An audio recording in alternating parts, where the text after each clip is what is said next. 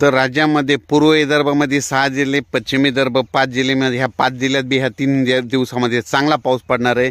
ज्या गावाला पाऊस पडणार नाही तिथं देखील पडणार आहे। त्याच्यानंतर मराठवाड्यात देखील चांगला पाऊस पडणार आहे, म्हणून हे देखील अंदाज लक्षात घ्यायचा। त्याच्यानंतर सांगायचं झालं तर उत्तर महाराष्ट्रामध्ये काय झालं, सिन्नर दौडी या भागाकडे जरा पाऊस कमी आहे, तिथं 2-4 गावाला पाऊस पडलेलाच नाही, म्हणून त्या सिन्नर भागातल्या सर्व शेतकऱ्याला सांगू इच्छितो फक्त आजच्या दिवसच वाट बघा। उद्या 21 तारखेला तुम्हाला पहाटे म्हणजे सकाळी पाऊस येणार आहे, म्हणून हा अंदाज लक्षात घ्यायचा।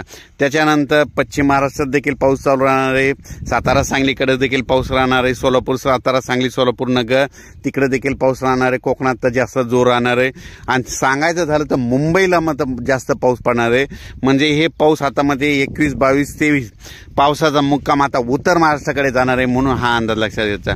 म्हणजे नाशिक जिल्ह्याकडे देखील चांगल्या स्वरूपाचा पाऊस पडणार आहे, म्हणून हा अंदाज लक्षात घ्यायचा।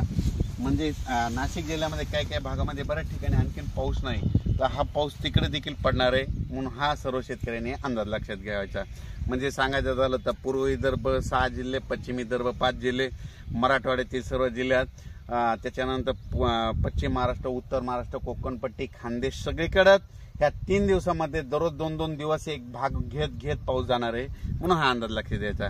अचानक वातावरणात बदल झाला तर परत एक मेसेज दिला जाईल। धन्यवाद।